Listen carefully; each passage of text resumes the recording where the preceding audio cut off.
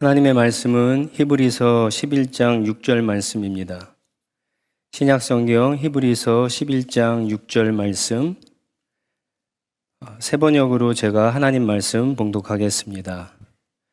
믿음이 없이는 하나님을 기쁘게 해드릴 수 없습니다. 하나님께 나아가는 사람은 하나님이 계시다는 것과 하나님은 자기를 찾는 사람들에게 상 주시는 이심을 라는 것을 믿어야 합니다.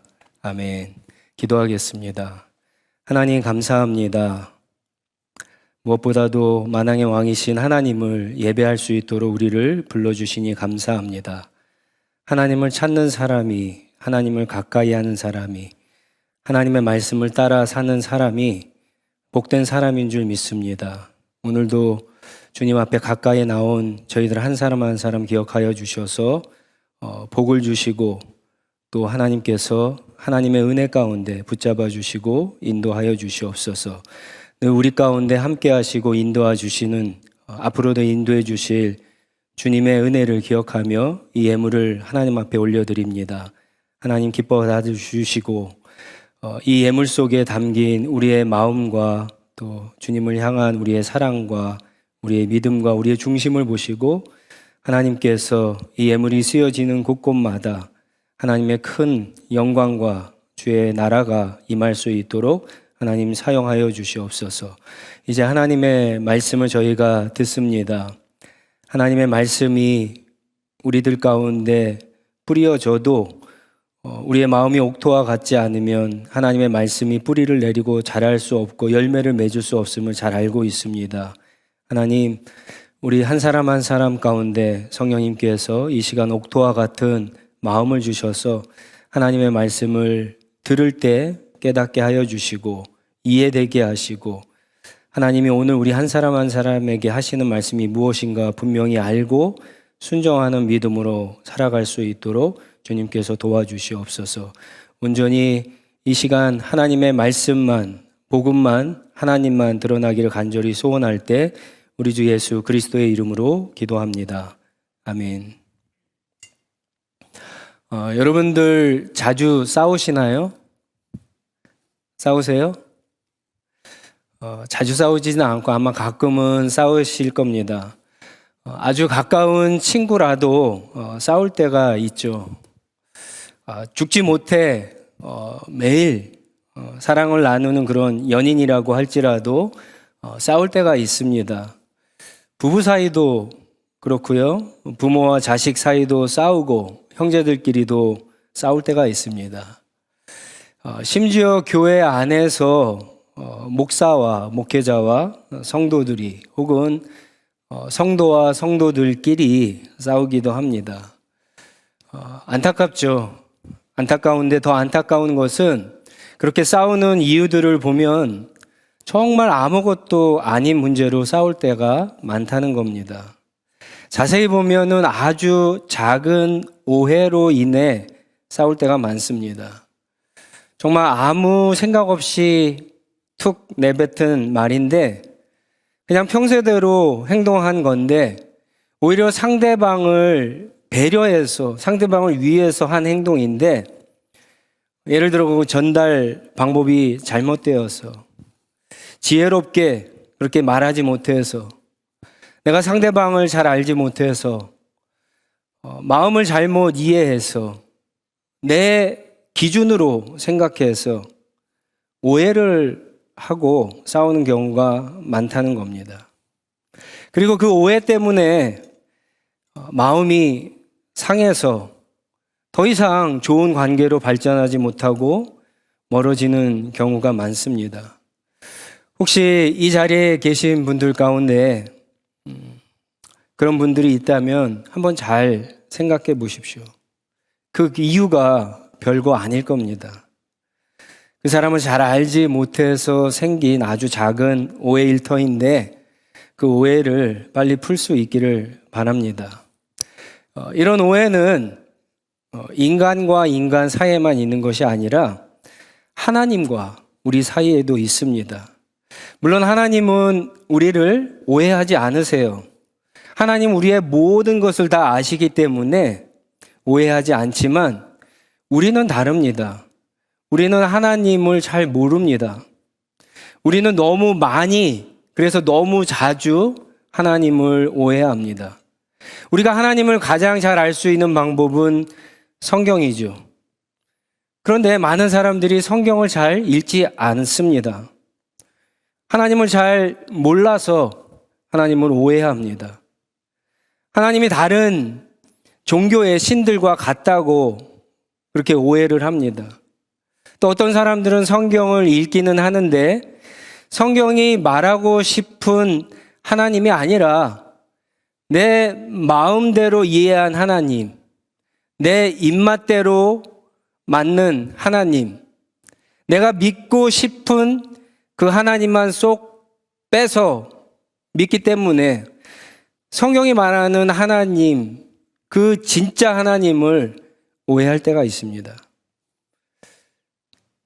마찬가지로 하나님을 이렇게 오해하기 시작하면 하나님과 친해질 수 없겠죠. 가까워질 수 없습니다. 하나님은 좋게 생각하지 않게 되죠. 하나님에 대해서 함부로 행동하게 됩니다. 자기 마음대로 생각하게 됩니다. 하나님 말씀을 잘 듣지 않고 말씀대로 순종하지 않게 됩니다. 그래서 결국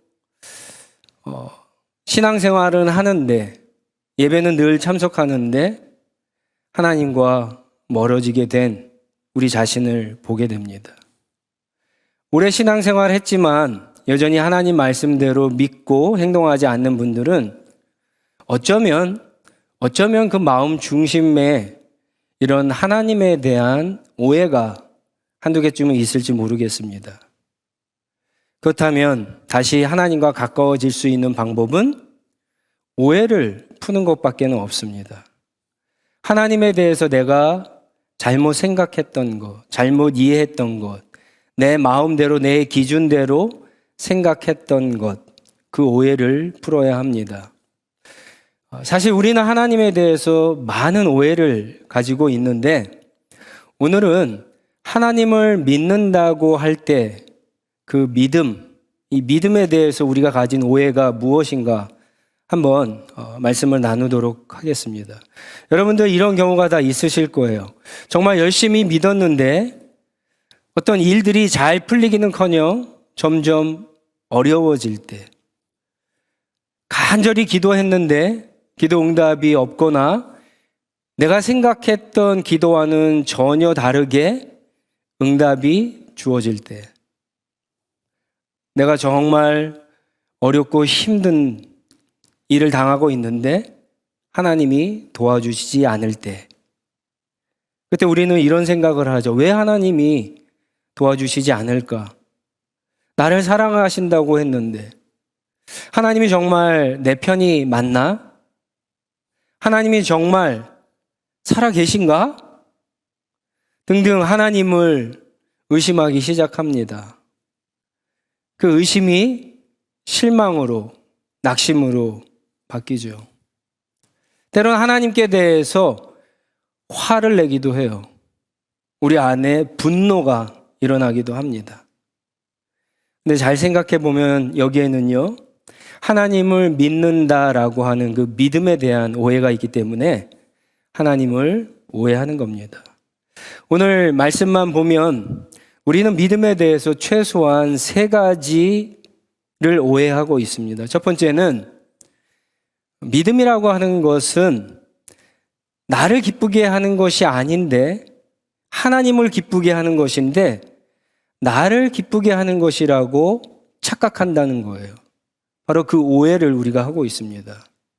여러분들 지금 우리 청년들 같은 경우에 옆에 앉은 친구들과 아마 가까운 사이일 거예요. 친한 친구들과 옆에 앉은 사람들이 있을 거예요.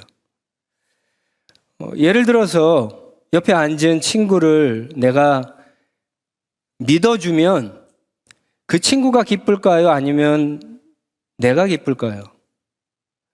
내가 내 아내를, 내 남편을 정말 믿어주면 내가 기쁠까요? 내 아내나 남편이 기쁠까요? 내가 아빠, 엄마를 믿으면, 혹 내가 내 자녀들을 정말 믿으면 누가 더 기쁠까요? 믿어주는 대상이 더 기쁜 겁니다. 하나님 우리에게 믿음을 주셨죠? 우리가 그 믿음을 사용하면 사실은 우리에게 많은 유익이 분명히 있습니다. 하지만 믿음은 내가 아니라 내가 믿는 하나님을 기쁘시게 합니다. 근데 우리는 이것을 오해하고 있어요. 내가 잘 믿어서 내 기쁨을 누리려고 믿음을 사용해요. 내가 열심히 믿고 간절히 믿어서 무엇인가 얻어내려고 하죠. 무엇인가 내 만족을 채우려고 해요. 무엇인가 내가 세운 어떤 인생의 목적을 이루려고 우리의 믿음을 사용할 때가 많습니다. 병에 걸리거나 어려움이나 고난 가운데에서 벗어나기 위해서 믿음을 사용하죠. 인생을 역전시키기 위해서, 그래서 성공하고 출세하려고 믿음을 사용합니다. 물론 틀린 것은 아니에요. 근데 여러분, 그렇게 믿음을 사용하다 보면 문제는 그 가정 가운데 하나님은 없다는 거예요. 하나님이 우선이 되지 못한다는 거예요. 하나님의 뜻과 하나님의 계획과 하나님의 영광을 먼저 가장 우선순위로 생각하지 않게 된다는 거예요. 열심히 간절히 믿음으로 내가 잘 되고 내가 행복하고 내가 성공하고 내가 잘 살면 그만이라고 그렇게 생각하게 됩니다. 이게 믿음을 오해하는 거예요. 나를 위해서, 내 기쁨을 위해서 믿음을 사용하게 되니까. 근데 여러분, 열심히 믿고 간절히 기도한 만큼 이루어지나요? 안 이루어지죠. 그렇게 되면 어떻게 생각합니까?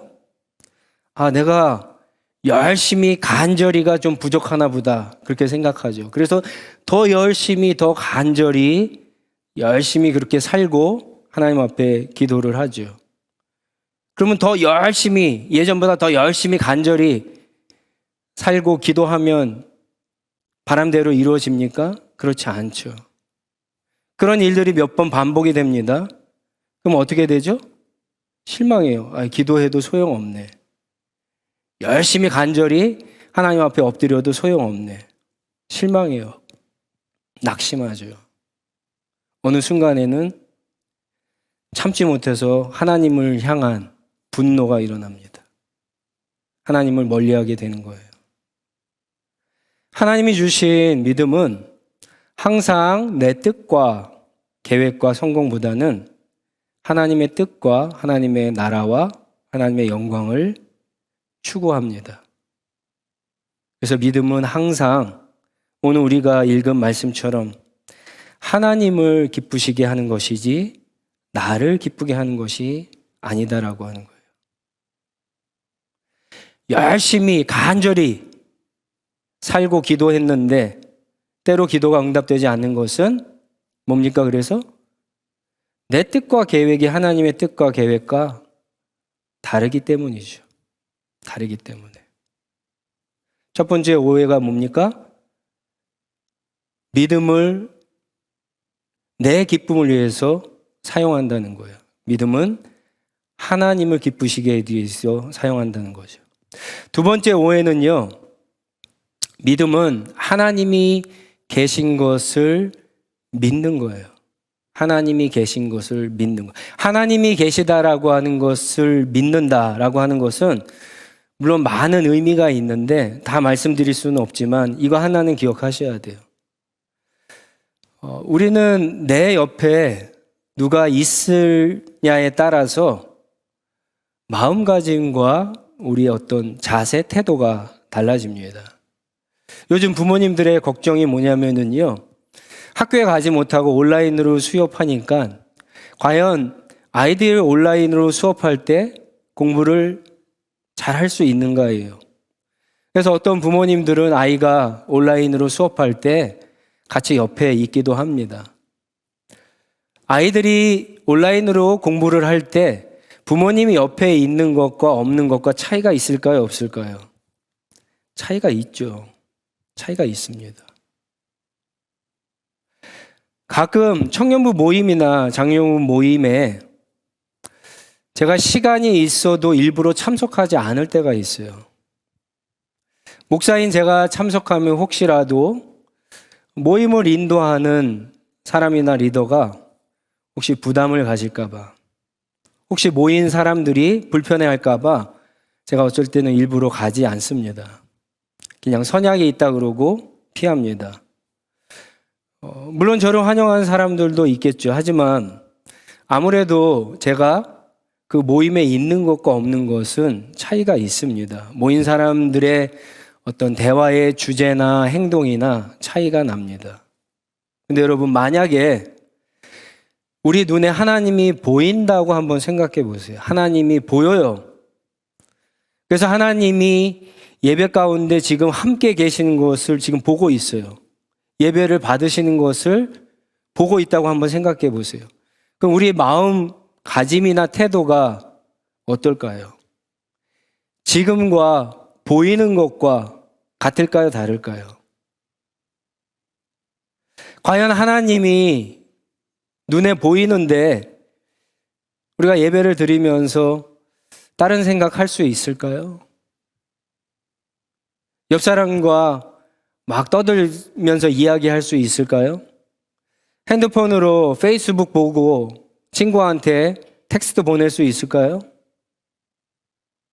고개 숙이고 잠을 잘 수 있을까요? 하나님이 눈에 보여서 계신 것과 계시지 않는 것은 완전히 다릅니다. 하나님이 눈에 안 보이죠. 그런데 여러분, 하나님이 지금 우리의 예배를 받으세요? 받지 않으세요? 하나님이 여기 계세요? 계시지 않으세요? 계시죠.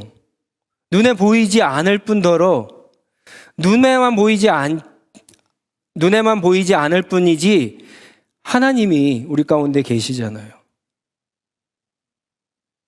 우리와 함께 하시잖아요. 우리의 예배를 받으시잖아요.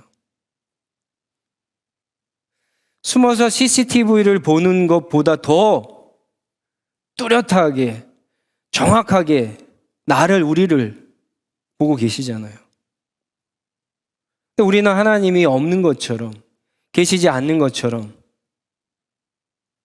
하나님 앞에 예배 드릴 때가 얼마나 많습니까?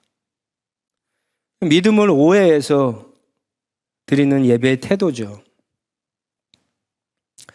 가정생활이나 학교생활이나 교회 바깥의 생활은 더 심각합니다. 내가 일하는 일터에서 어떤 사람들을 만났을 때, 운전할 때, 혼자 있을 때, 요즘 얼마 전에 끝났지만 미국 대선 투표를 할 때 너무나 다릅니다. 우리 행동이, 믿음과는. 하나님이 마치 보고 있지 않고 계시지 않는 것처럼 그렇게 생각하고 행동할 때가 너무나 많다는 거죠. 하나님이 계신 것을 믿는 것이 여러분 별거 아닌 것 같은데 사실은 엄청난 차이를 만들어냅니다. 우리의 믿음 생활, 신앙 생활에 있어서. 예배 드릴 때, 기도할 때, 우리가 살아갈 때 정말 열심히 살지 않는 사람이 어디 있어요? 간절하게 하나님 앞에 기도하지 않는 사람이 어디 있어요?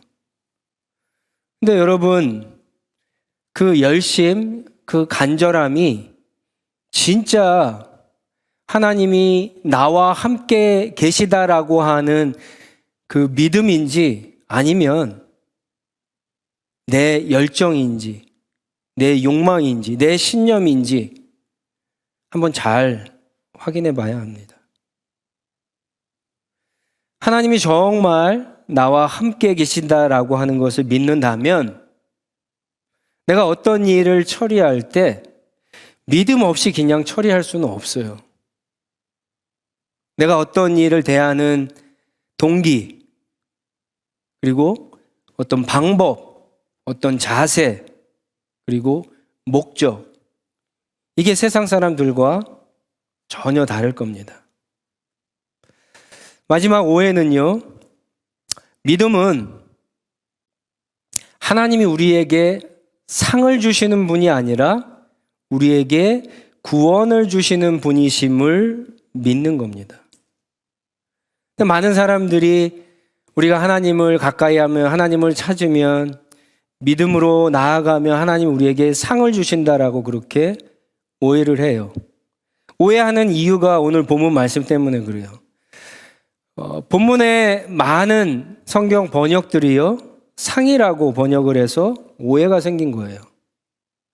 여기서 상을 우리는 그렇게 이해하죠. 이 세상을 살아가면서 필요한 어떤 물질적인 상, 복으로 이야기해요.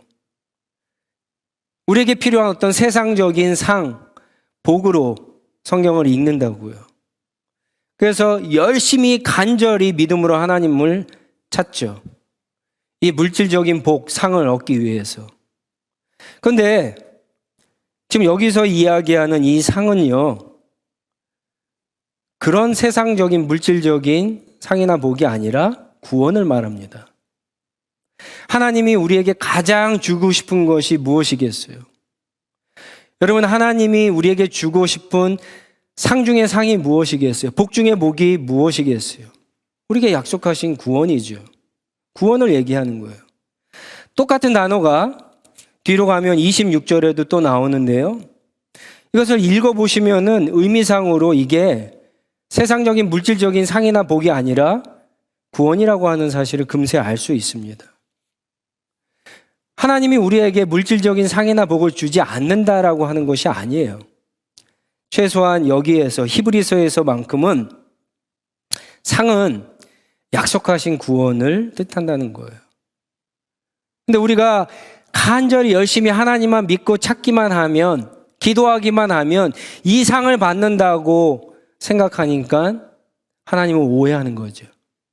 이 오해 때문에 하나님을 의심하고 실망하고 낙심하고 하나님과 더 좋은 관계를 맺지 못하고 하나님과 멀어지게 되는 겁니다. 여러분들, 이 부분 때문에 실망하고 낙심해 보신 적 있을 거예요. 어쩌면 지금도 이것 때문에 실망하고 낙심한 분들이 계실 거예요. 내가 이제까지 얼마나 열심히 간절히 믿고 기도했는데 왜 나에게 이 상을, 이 복을 주시지 않지? 내 왜 길이 열리지 않지? 왜 남들은 직장을 잘 들어가는데 왜 나는 그렇지 못하지? 왜 하나님이 도와주지 않지? 믿지 않는 사람들은 어려움도 잘 없는 것 같은데 나는 왜 열심히 간절히 믿는데 나는 항상 어렵지, 힘들지, 고난이 오지, 왜 아프지? 왜 넓은 길로, 평탄한 길로 나를 인도해 주지 않지? 등등. 왜 그러신다고요? 오늘 말씀에 의하면 우리가 생각하고 우리가 기대하는 그 상이랑 복이 아니라 더 좋은 것, 더 귀한 것, 더 영원한 것. 하나님이 주셨는데 없어지는 그런 것들이 아니라 하나님이 주셔서 없어지지 않는 영원한 것. 바로 구원을 주시기 위해서 그런 겁니다. 하나님이 우리에게 구원을 주실 때 상이 필요하시면, 복이 필요하시면 그것도 주세요. 그렇지만 필요 없으면 주시지도 않는 거예요. 그래서 하나님은 내가 원하는 은혜가 아니라 내게 필요한, 내게 적합한 은혜를 주시는 하나님이세요. 여러분, 이것을 알고 기도하는 것과 모르고 기도하는 것은 완전히 다릅니다. 신앙의 태도와 자세가 완전 다릅니다. 이것을 알고 행동하는 것과 모르고 행동하는 것은 엄청난 차이가 있습니다. 오늘 우리가 읽은 이 말씀 너무나 유명하죠. 근데 성경에 이 말씀과 한 짝을 이루는 말씀이 있어요.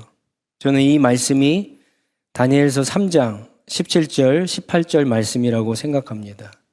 여러분들이 잘 아는 내용이에요. 그 유명한 다니엘의 세 친구가 느부갓네살 왕이 우상에게 절하라고 했을 때 절하는 대신에 믿음을 지키죠. 그래서 펄펄 끓는 풀물불에 이제 들어가는 장면인데, 제가 다니엘서 3장 17절, 18절 말씀을 개역개정 성경으로 읽어드리겠습니다. 왕이여, 우리가 섬기는 하나님이 계시다면, 여러분 히브리서 오늘 본문 말씀과 비교해서 한번 들어보세요. 우리가 섬기는 하나님이 계시다면 우리를 맹렬히 타는 풀무불 가운데에서도 능히 건져내시겠고 왕의 손에서도 건져내시리이다. 그렇게 하지 아니하실지라도 왕이여, 우리가 왕의 신들을 섬기지도 아니하고 왕이 세우신 금신상에게 절하지도 아니할 줄을 아옵소서. 여러분 보세요. 다니엘의 세 친구는 하나님이 계신 것을 믿었어요. 그렇죠? 그리고 그 하나님이 구원을 주시는 것을 믿었어요. 자신의 뜻과 계획대로 행동하지 않았어요. 하나님의 뜻과 하나님의 계획과 영광을 드러내는데 믿음을 사용합니다. 그리고 하나님이 지금 당장 목숨을 구해주지 않더라도 영원한 구원, 영원한 생명을 주실 줄을 믿기에 하나님 앞에 모든 것을 맡기고 믿음으로 행동을 하는 거죠. 이게 성경에서 얘기하는 믿음이에요. 이게 히브리서 11장 6절에서 이야기하는 믿음이에요. 하나님이 주신 믿음은 나의 기쁨, 나의 목적, 나를 위해서 사용하는 것이 아니에요. 항상 하나님이 주시는 이 믿음의 방향은, 결국 이 믿음의 끝은요, 항상 하나님의 나라, 하나님의 뜻, 하나님의 영광을 향하게 되어 있는 거예요. 그랬을 때 이 믿음이 정확하게 일을 하고, 이 믿음이 하나님이 정말 기뻐하시는 믿음이 되는 겁니다. 여러분들 이제까지 얼마나 열심히 간절히 구해서 받으셨습니까? 얼마나 열심히 간절히 찾았더니 찾으셨어요? 얼마나 간절히 열심히 두드렸더니 여러분의 인생의 문이 열렸습니까? 정말 하나님 말씀대로 내게 능력 주시는 자 안에서 모든 것을 다 하셨나요? 아니잖아요. 못한 것이 더 많잖아요. 받지 못하고 찾지 못하고 열리지 않았던 적이 더 많았잖아요.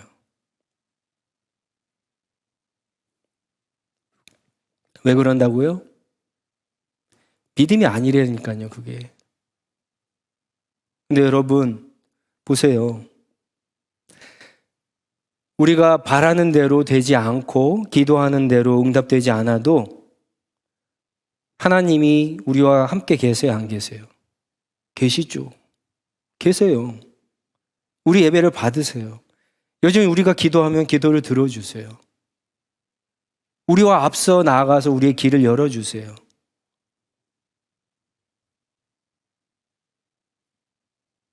그 하나님께서 오늘도 우리와 함께 해주시잖아요.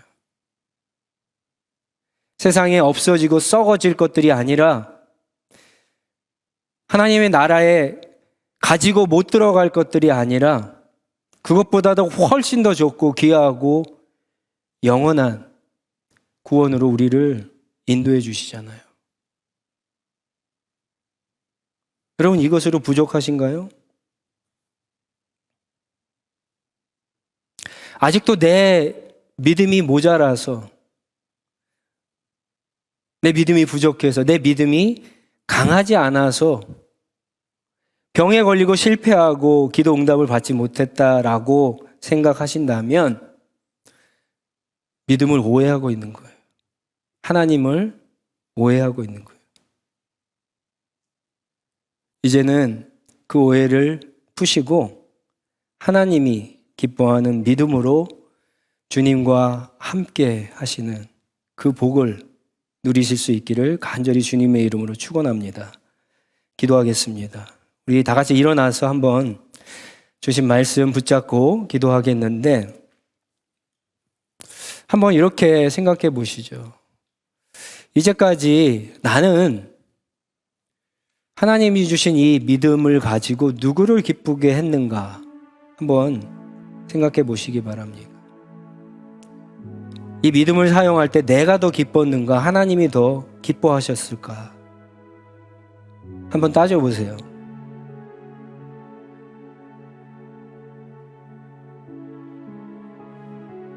나는 정말 내 모든 삶 속에 하나님이 계시고 인도해 주신다는 사실을 믿고 따라왔는가? 아니면 말로만 믿었는가? 한번 생각해 보세요. 하나님이 우리를 세상적인 상과 복이 아니라 그것과 비교할 수 없는 영원한 구원으로 인도하신다는 사실을 알고 신앙생활 하셨는가? 아니면 모르고 상과 복만 구하셨는가? 따져보셔야 돼요. 말씀을 들으면서 혹시 내 신앙을 이렇게 쭉 펼쳤더니 하나님을, 믿음을 오해한 어떤 부분이 있다면 그것을 발견했다면 이제는 그걸 푸시기 바랍니다. 하나님 앞에 이렇게 기도하세요. 하나님, 제가 그동안 믿음을 오해했네요. 그래서 하나님을 오해했습니다. 주님, 잘못했습니다. 이제 오해가 풀리고 다시 하나님과 가까워질 수 있도록, 하나님을 더 믿고 신뢰할 수 있도록, 하나님이 주신 이 귀한 믿음으로 구원을 얻었는데 하나님을 기쁘시게 하는 그러한 삶을 살아갈 수 있도록 도와달라고 한번 은혜를 구하면서 하나님 앞에 기도로 나아가도록 하겠습니다. 기도하겠습니다.